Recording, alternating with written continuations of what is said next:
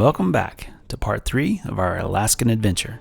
The day before had been eventful, with an incredible recovery of a semi-truck who had been run off the road. My friend Craig had pushed his Tundra and dynamic strap to the limit, but miraculously, a few helpful tugs eventually freed the heavy tanker from the drift and sent him on his way.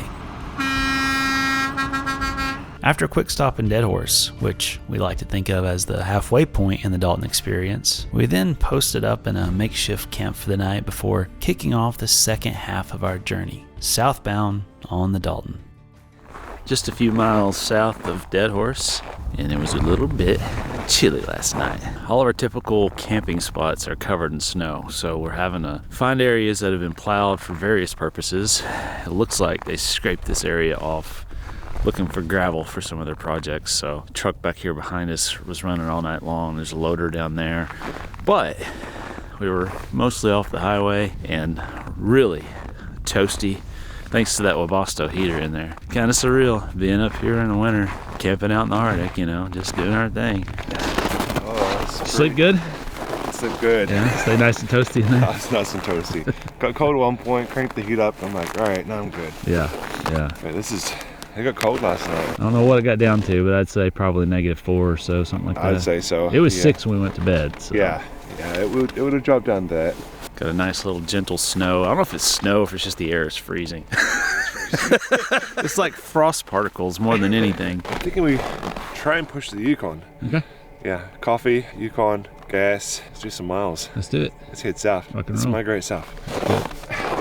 In this cold, even the simple tasks become a challenge. For starters, the onboard water tank and pump had to be drained and winterized for this trip, so we've had to keep the Webasto heater running around the clock to keep the cabin warm enough for our drinking water to remain in a fluid state. Our Jetboil fuel can, which was stored in the cabinets, was actually a bit stubborn to get lit, and even when it did finally fire off, the flame looked like it was shivering in the below zero temps. Today, we're whipping up some of our very own Topo Brew Sunrise coffee before the long haul. Then, our hearts skipped a beat when our grinder's internal gears separated from the body, rendering it almost useless. Well, I think we might have had one of our first failures of this trip. Our coffee grinder is having some issues. This whole body is spinning inside. Whatever it takes, man. Whatever it takes. We need it for the coffee, man. We'll get the hammer out, just put it in a Ziploc and beat it to crap. That'll work. We'll beat it to submission with our words, so we need to. This was apparently due to how contracted its parts had gotten from the extreme cold. Thankfully, through sheer determination driven by our caffeine addiction, we overcame the challenge and soon had some liquid sunrise steeping in the French press while we packed down camp.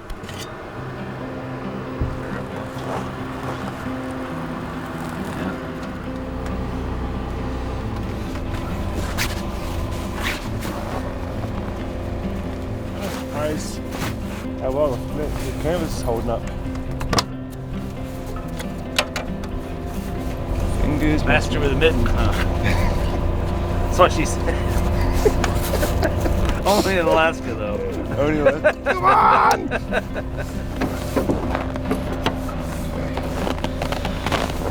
Here we go. All right, let's fly south.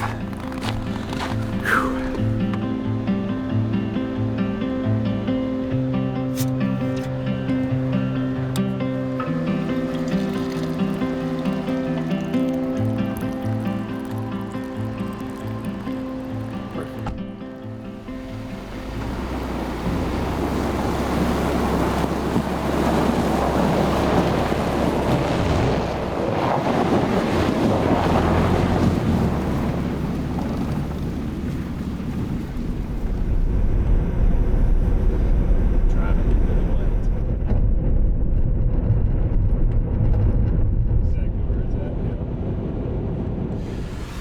Got a 24-foot wide unit coming up the road, so we're trying to get off. There's just not much to do without sinking us over here. I'm thinking we're going to have to get further over. Do you want to I'll scout it some. Scout it for me.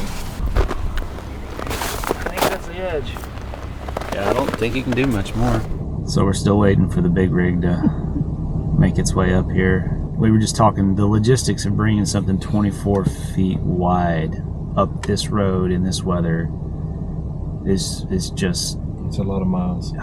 it's a lot of headache, a lot of frustration, because luckily, we're just a full-size vehicle, but if a semi had come through here, it would be a whole different story. Let's see if we clear.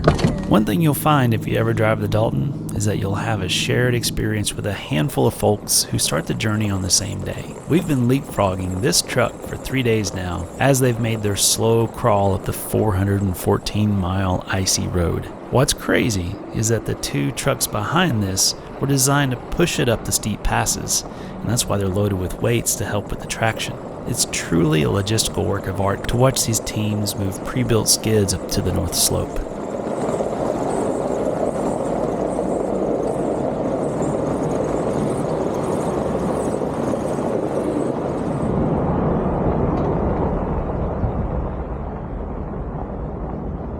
Just a few miles down the road, we spotted what I've been looking for in the distance, a herd of muskox, which make their home along this stretch of the Dalton. We've had some incredible encounters with these survivors of the Ice Age, but up until today, we'd only seen them in the summer, as they frantically munched away at the foliage to build up winter reserves of fat. This time, their attitude was much more laid back here in the winter, as they slowed their pace to conserve energy. While these otherworldly beasts are native to the Arctic landscape, in the late 1800s, they had been hunted to extinction here in Alaska. But thankfully, reintroduction and conservation efforts that started in the 1930s have returned their numbers to around 5,300 animals statewide.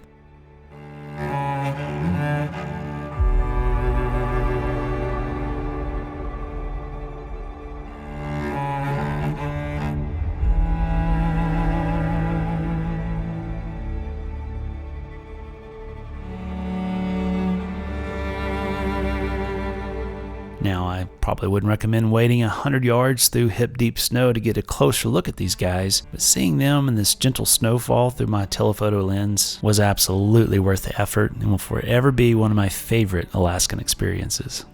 Thankfully, either they never knew I was there and I slipped away unnoticed, or more likely, these hippie buffaloes, as I like to call them, simply weren't concerned with my presence. That snow got way steep out there.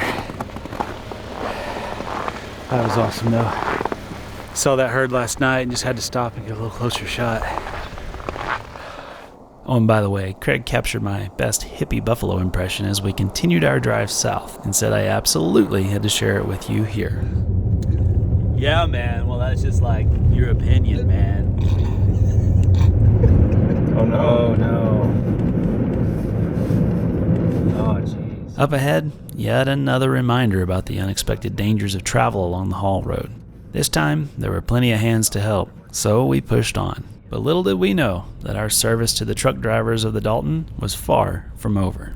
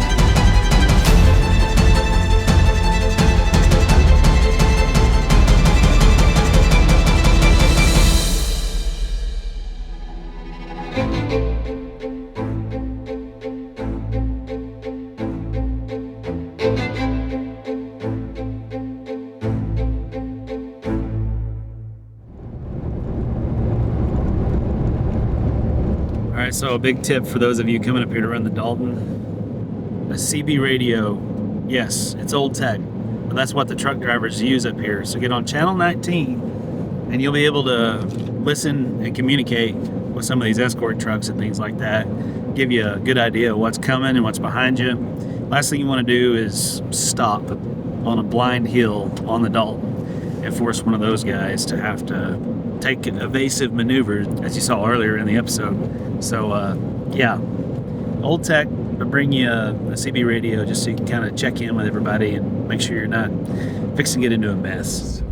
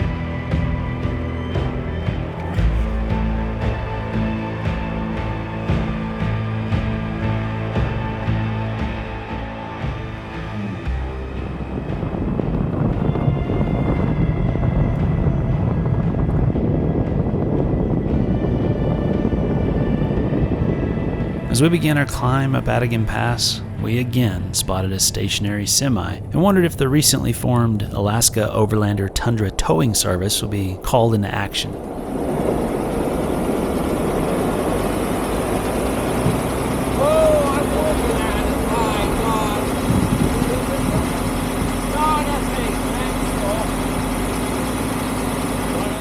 Turns out, this driver realized that more change would be needed today, and he had quickly whipped off the side of the road to add more steel to the wheels. With a cheerful and colorful exchange and conversation with this veteran of the haul road, we began our own ascent, with the traction control chirping just a bit as we lurched onward.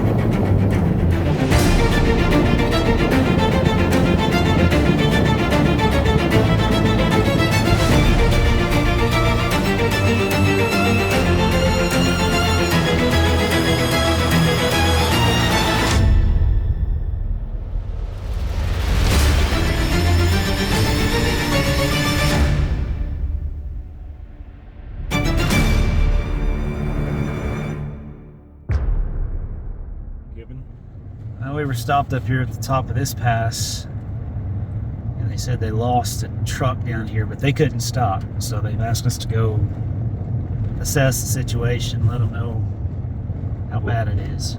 Very steep through here. Yeah. Camera can't tell. There he is. Yeah, been really, really slick. He's just trying really hard. Yeah, he doesn't have any.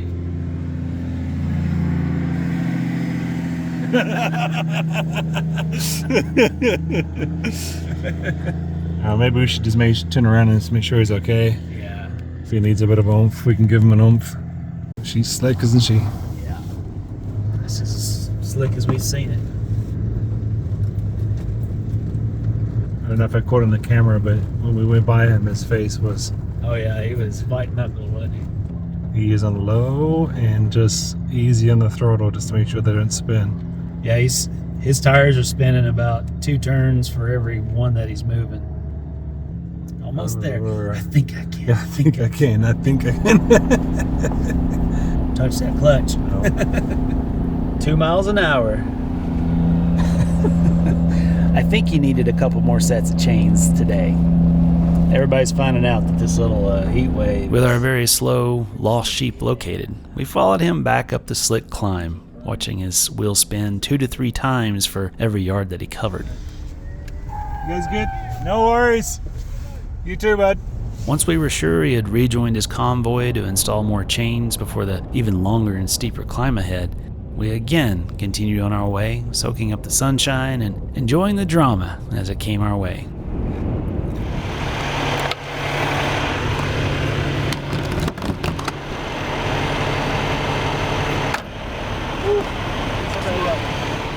After 240 miles, we again stopped at Coldfoot Camp for some priceless fuel and one of the biggest, most delicious hamburgers in the Arctic, before pushing on another 100 miles to a campground near the Yukon River, which we hoped would be accessible. Thankfully, the snowplows had read our mind and cleared a few areas in this campground, so we stiffly climbed out of the cab after our long day in the saddle and began setting up camp. Now, to be honest, this campground is really nothing special to look at in the summer, but it still carries fond memories from our first trip north back in 2018, since it's where Caroline learned to cast her first fishing rod in a few muddy puddles. Boom! It's also the place where we got to witness the rescue of a feral dog by one awesome guy who'd been gaining its trust over the course of months. Thanks to social media, I got to stay in touch with this dog's rescuer, and it went on to become an awesome companion to the folks who adopted it. While we rarely camp in the same place twice, it felt a little bit like a homecoming to return to this spot and see it blanketed in snow and good vibes from the past. Good day driving, man. That was awesome effort. A lot of miles you did. That's what I did. I know. That was amazing me. I'm at home in that seat. Yeah, you are. But cheers. Cheers. We made it above and below the circle. There you go.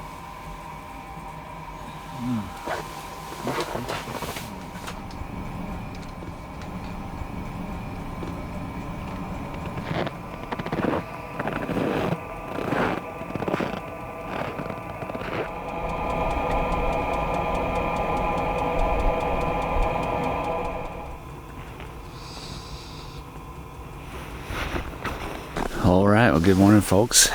Welcome to another balmy day in northern Alaska. -15 last night. That was the coldest we got. Still far from what they were seeing a week or so ago, but -15's enough. I'm impressed. I'm very impressed. All right, well, let's get on the trail and see what else we can find. All right, -15 start. Is that what it is? I don't know. She wasn't happy. She was not happy.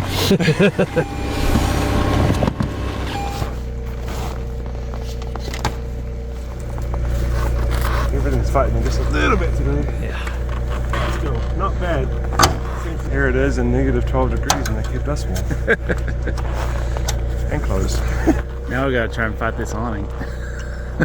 Forgot about that. that part of the design process. Yeah. I thought about that last night. Yeah. Alright. How are your fingers?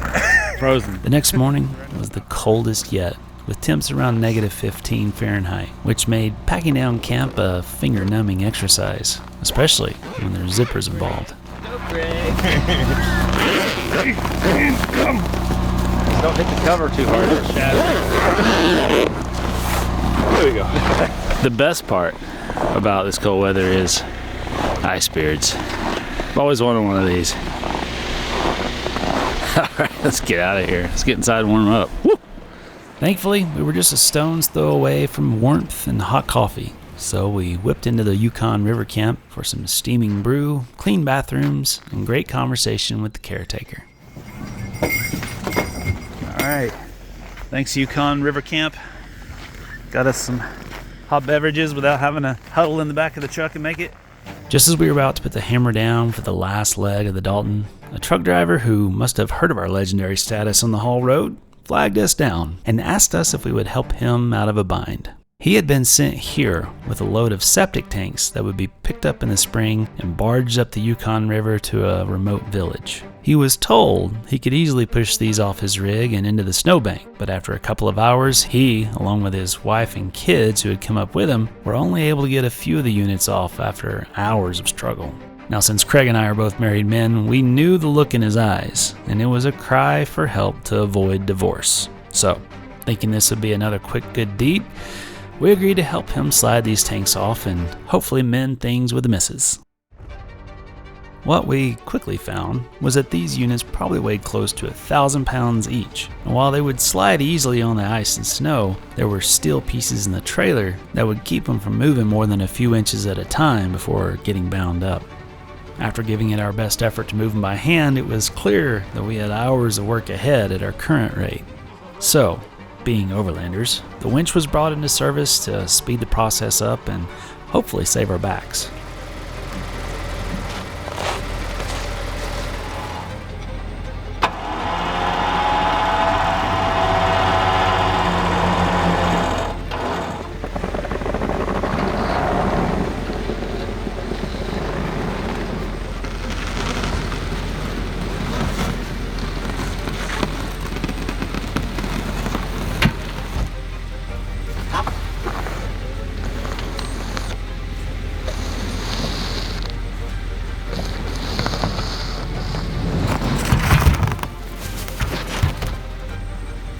The first two tanks came off without much trouble, so with a successful process figured out, we reset and went for the remaining 4. By grabbing them all at once, our hopes was to avoid the top 2 from flipping off the platform and possibly shattering in the cold, but the trailer had decided to work against us and was not letting the tanks loose.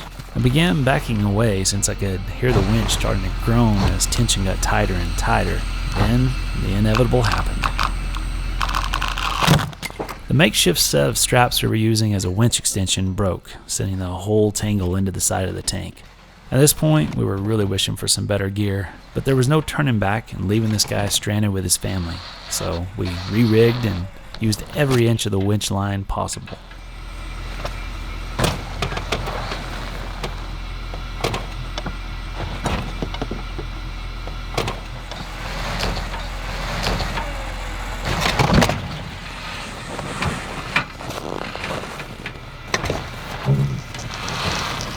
After fighting the tanks over the bed of the trailer, we finally had them unloaded, although 1 or 2 might have suffered some cosmetic damage in the process. By this point, we shared the driver's frustration with whoever sent him and his family here with the expectation they could simply slide these off. But at least it was done now, and they could sort out the aftermath with a bit of touch-up and ABS plastic welding. Now, these units will wait here for the river to break up and for the barges to begin running to the villages dotting its banks for miles in both directions. As for us, it was time for one more push south. Yeah. All right, we've done another good deed for the day. Wow.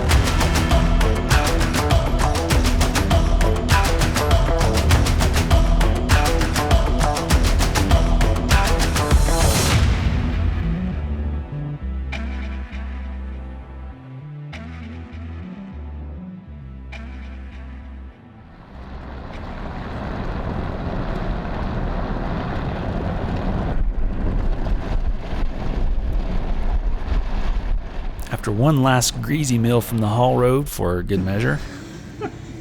Keeping it easy. Keeping the wheels turning, right?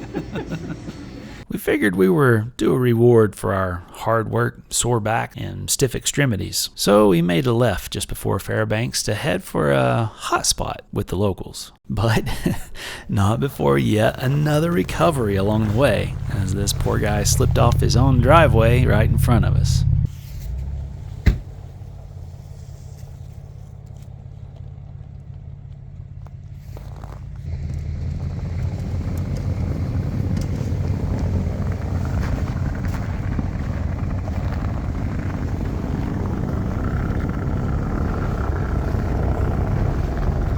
Hold up a second. All right, so once you get in... I swear, our timing has been nothing short of perfect on this adventure, but at least this was an easy one, and we were finally ready to kick back and soak in one of Alaska's most famous winter attractions, the Chena Hot Spring Resort. In the mood to bathe outside? Yeah, sounds good.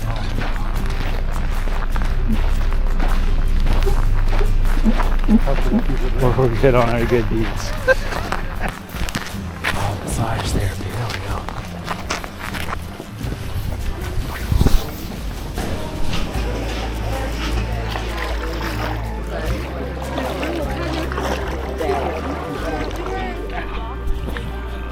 It's a nice adjustment right there from this morning. And then the further deeper you go, the hotter it gets. Just down to towards the source. Yeah, that's awesome, man. Can't even see through it. What do you think? That's the word. A little warmer than the Dalton was. It has to be like water, it's not frozen. Yeah. Water's stiff. The northern lights are kicking off overhead. It's really faint, but it's pretty good for this early in the night. I don't know if you can see it, but just sort of some streaks right there. Checking off the Alaska bingo card. Honestly, I can't think of a better way to celebrate our hard-fought adventure on the haul road, especially when you top it off with some tasty halibut and steak from the Lodge restaurant. Thank you, Craig, for that last-minute call to join you on this once-in-a-lifetime winter expedition on one of the most infamous roads in the world. Our Arctic adventure was truly one for the books, and I honestly couldn't have asked for a better traveling companion for the journey. If you've never experienced the Dalton Highway in Alaska, then we highly recommend giving Craig and Brooke a call over at Alaska Overlander to book one of their rental rigs and see this gem of the last frontier firsthand. Oh, and we wouldn't blame you if you went in the summer months. Thanks for riding along, and until next time, remember to stay curious and leave it better than you found it.